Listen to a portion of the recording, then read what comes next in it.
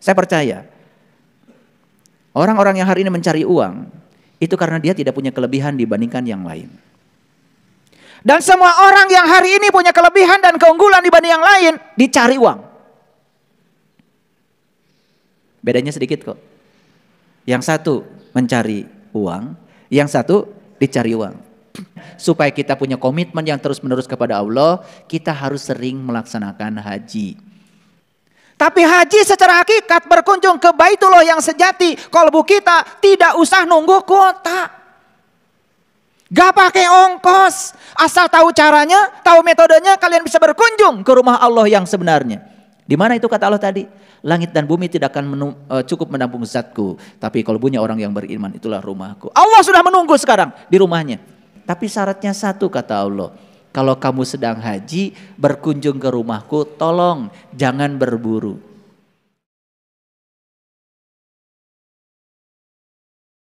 Saya percaya, orang-orang yang hari ini mencari uang, itu karena dia tidak punya kelebihan dibandingkan yang lain. Dan semua orang yang hari ini punya kelebihan dan keunggulan dibanding yang lain, dicari uang. Bedanya sedikit kok. Yang satu mencari uang, yang satu dicari uang. Pilih mana? Oh, pengennya sih dicari uang. Kalian tuh kalau ngejawab pinter. Tetapi begitu diajak untuk turun melakukan, banyak sekali membuat alasan untuk tidak berbuat. Ngerti maksud saya?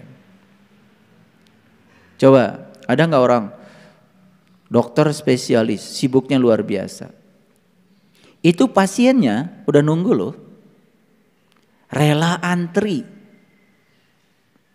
berarti uang mencari dia? Iya. Beda kan dengan dokter biasa, nunggu aja malah pasiennya nggak datang-datang. Sama. Dalam segala hal juga begitu. Dalam dunia ekonomi, dalam dunia perdagangan sama. Ayo lihat saya semuanya. Gimana caranya kita menjadi unggul? Itu pertanyaannya. Gimana caranya? Karena semua sarannya sudah diberikan oleh semesta pada kita. Waktu kita sama 24 jam. Kok orang lain bisa? Kok saya tidak bisa? Di mana letak kesalahan saya? Ternyata begitu diselidiki kesalahannya sederhana. Orang lain sudah bangun, kita masih tidur. Orang lain masih bangun, kita sudah tidur. Taeta. Batur ngesudang ya sare kene. Batur hudang kene ya ge sare. Jam tidurnya lebih panjang daripada yang lain. Mau unggul seperti apa? Waktunya sih sama 24 jam. Betul maksud saya? Oke. Nah, saya masuk sedikit deh ke sini. Perhatikan. Jadi kalau kita melihat bagian-bagian dari waruga kujang, waruga itu berarti badan kasatnya kujang, waruga. Itu ada bagian papatuk, itu mulut ya.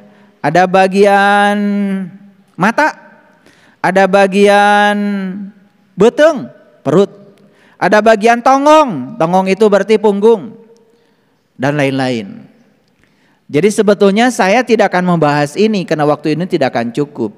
Tetapi secara global sebetulnya kujang ini lebih mencerminkan tentang diri manusia. Jadi kujang ini lebih mencerminkan tentang diri manusia. Ya, nanti suatu saat kita kupas lebih dalam. Karena saya ingin fokus pada bagaimana justru kita membangun keunggulan. Itu yang ingin saya fokuskan sekarang. Nah, jadi secara filosofis ya di dalam ya pepatah leluhur kita itu ada namanya sindir, ada yang namanya sampir, ada yang namanya silib, ada yang namanya siloka, ada yang namanya sandi, ada yang namanya simbul, ada yang namanya sasmita. Nah ini kalau saya bahas kukuh karena janji itu baru sindir tuh. Hanya sebagian kecil saja dari falsafah kujang yang begitu dalam. Kalau ini saja kita kupas udah luar biasa, perlu waktu. Betul nggak? Nah, kita lihat aja ya bagian yang terakhir, sasmita. Ka, ja, nga. Ka itu artinya tenaga, ja itu artinya wujud hurip, ya. Nga itu adalah sene, ya, kawasa. Maka dari itu kujang adalah manifestasi manusia sebagai perwujudan alam semesta yang paling sempurna. Ini yang saya akan ambil saja, tidak semua dibahas. Jadi seperti yang saya sampaikan di awal pertemuan tadi bahwa proses evolusi ada dua. Satu evolusi fisik, yang kedua evolusi spiritual, evolusi kesadaran. Secara fisik manusia ini sudah proses evolusi yang terakhir. Tidak ada lagi evolusi setelah jadi manusia.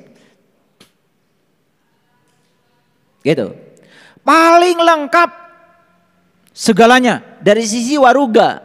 Nah, jadi karena manusia ini punya tubuh yang sangat luar biasa dari sisi evolusi yang paling lengkap, paling tinggi, maka manusia ini punya potensi yang paling besar untuk melakukan proses evolusi kesadaran. Jadi kalau manusia kesadarannya tidak mau menanjak dibandingkan makhluk yang lain, itu udah keterlaluan aja jadi manusia. Jadi pantas kalau di Quran dikatakan manusia yang punya kolbu tapi tidak digunakan untuk memahami, melihat dan mendengar, maka sama saja dengan binatang. Itu bahasa Quran. Lahum qulub la yafqahuna biha, lahum adzan la yasmauna biha, lahum ayun la yubsiruna biha, ulaika kal an'am bal hum adol. Tuh. Jadi Quran pun menyebut begitu. Karena apa?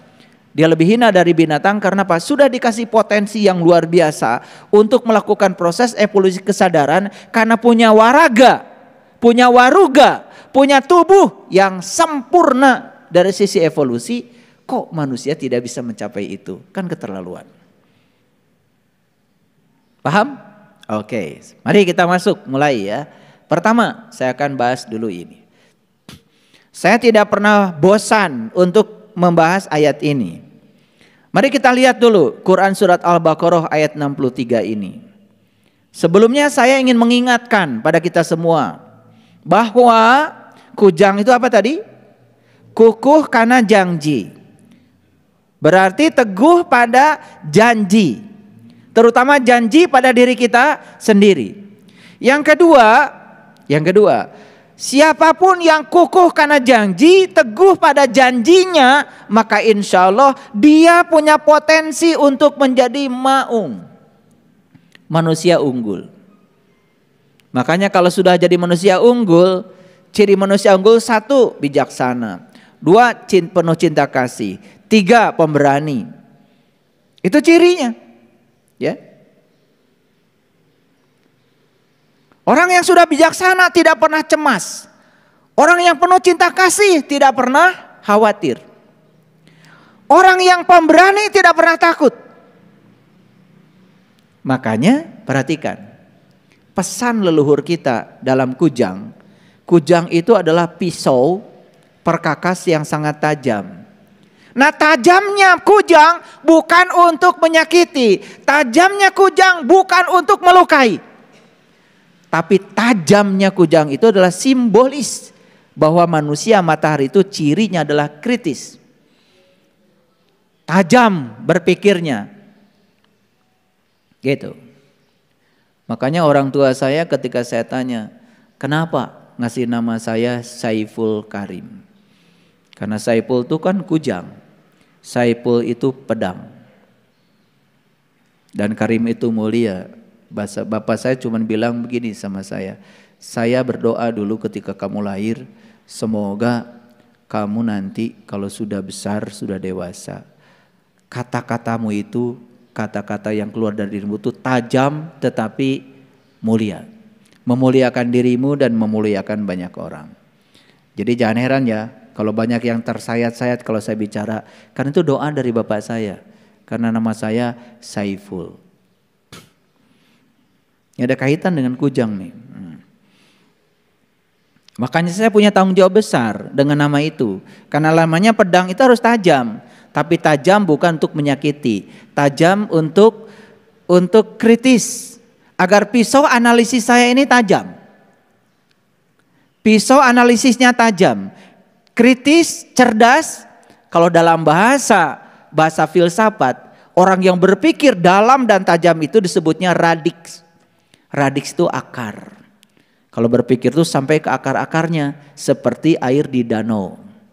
Makanya orang bodoh kalau berpikir seperti air terjun, ya, ewuh pakewuh. Air terjun coba, kalau ada air terjun kan nggak kelihatan dasarnya, ya, gemuruh.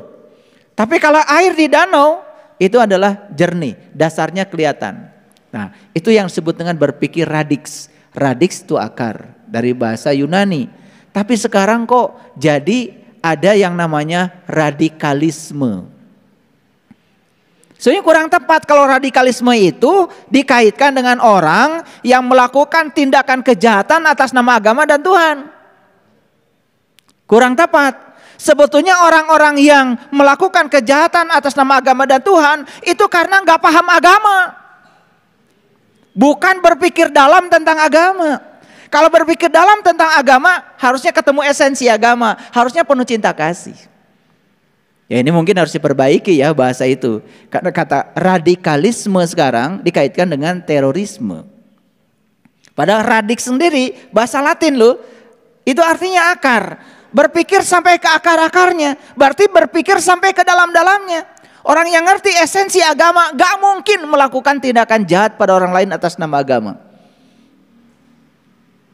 Itu, ini kritik sedikit ya supaya juga kita sadar.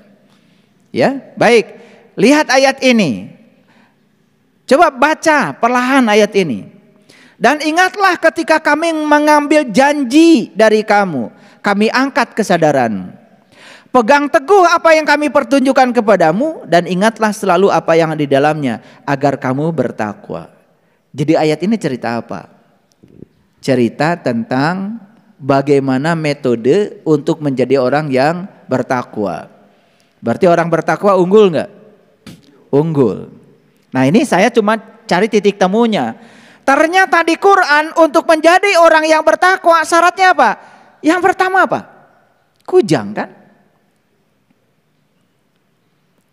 Dan ingatlah ketika kami mengambil janji. Jujur, mengerti nggak ayat ini? Pernahkah Allah mengambil janji dari kita? Pernah. Kita baca dulu ayat yang lain. Ayo baca ayat ini. Quran surat Al-Maidah ayat yang pertama. Hai orang-orang yang beriman, penuhilah janji-janji itu. Kalau gitu siapa orang beriman? Ayo, ini kalimatnya sederhana. Ini harus kujang ya, harus tajam, harus kritis. Hai orang-orang yang beriman, penuhilah janji-janji itu. Berarti siapa orang yang beriman ini? Yang sudah berjanji.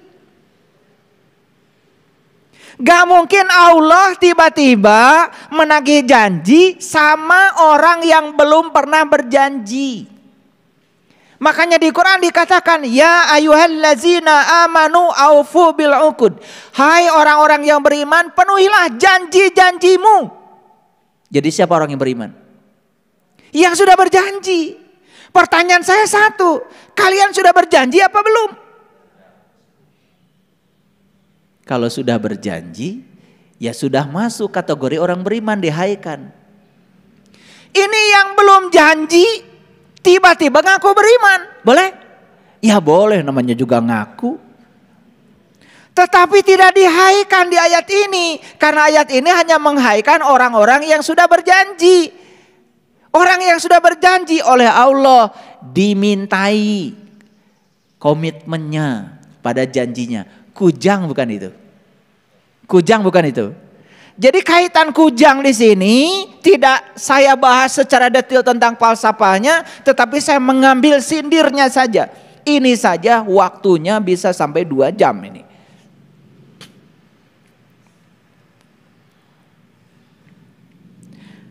Begitu kita sudah memenuhi janji kita, Maka Allah bilang di ayat ini, lihat ayat ini. Dihalalkan bagimu binatang ternak.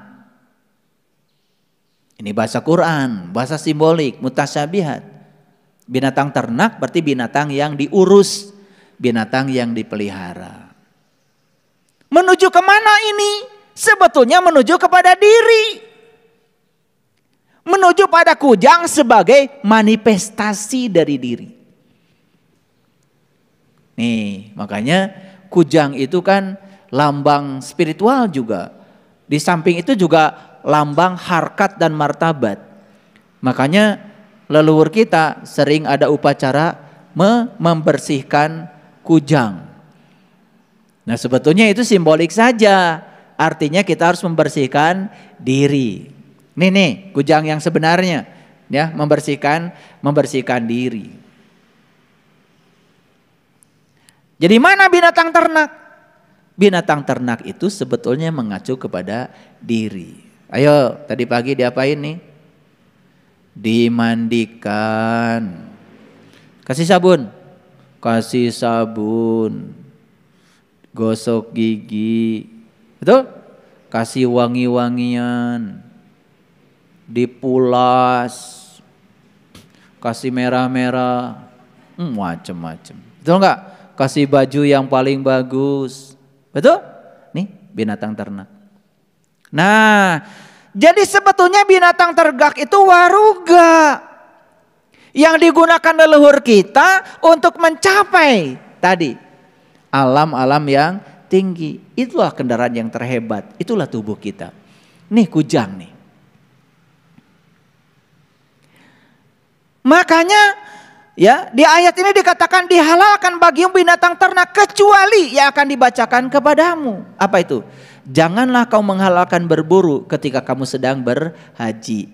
Lihat saya semuanya. Ayat ini baru saja bicara tentang hai orang-orang yang beriman, penuhilah janji-janjimu. Apa sih janjinya orang beriman itu? Janji orang beriman yang paling utama adalah komitmen kepada Allahnya. Komitmen pada Tuhannya. Makanya supaya kita punya komitmen yang terus-menerus kepada Allah, kita harus sering melaksanakan haji. Apa sih haji itu? Berkunjung ke Baitullah. Di mana Baitullah? Allah bilang, langit dan bumi tidak akan cukup menampung zatku, tapi kolbunya orang yang beriman, itulah rumahku. Jadi pergi ke sana, ya sekarang juga sudah dibatasi kalau pergi ke Mekah. Yang sudah jangan dulu karena kuotanya habis. Betul nggak? Iya. Yang belum boleh kalau punya uang, itu pun kalau ada kuota. Tapi haji secara hakikat berkunjung ke Baitullah yang sejati. Kolbu kita tidak usah nunggu kuota. Gak pakai ongkos. Asal tahu caranya, tahu metodenya, kalian bisa berkunjung ke rumah Allah yang sebenarnya. Di mana itu kata Allah tadi? Langit dan bumi tidak akan cukup menampung zatku, tapi kolbunya orang yang beriman itulah rumahku. Allah sudah menunggu sekarang di rumahnya. Tinggal kita buka pintunya, tahu kuncinya, masuklah ke dalam diri. Tapi syaratnya satu kata Allah. Kalau kamu sedang haji, berkunjung ke rumahku, tolong jangan berburu. Berburu artinya jangan ngatur-ngatur Allah. Kan gak sopan. Kita ini tamu berkunjung ke rumah Allah. Sampai di rumah Allah ngatur-ngatur yang punya rumah. Ngatur-ngatur tuan rumah. Gak sopan itu namanya. Paham maksud saya? Udah, kalau sudah masuk rumahnya Allah, berserah diri saja kepada Allah. Terserah Allah, gitu aja kok. Paham maksudnya? Ya, gitu. Sesungguhnya Allah menetapkan hukum-hukum menurut yang dikehendakinya. Allah itu menetapkan hukum-hukum menurut cinta kasihnya. Percaya sama Allah. Yang datang pada kamu, yang kamu inginkan atau yang tidak kamu inginkan, tugasmu cuma satu. Memberi makna agar itu bernilai positif. Itu aja. Memberi makna agar itu bernilai positif. Itulah pentingnya ngaji. Baik, kita turun dulu ke sini. Jadi udah dapat kesimpulan sekarang. Orang beriman itu siapa? Yang sudah berjanji. Jadi sebelum kita itu beriman, makanya kita harus berjanji dulu.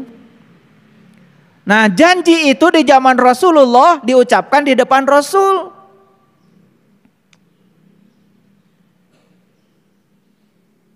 Makanya di Quran ada kata-kata innalladzina yubayyi'unaka innama yubayyi'unallah.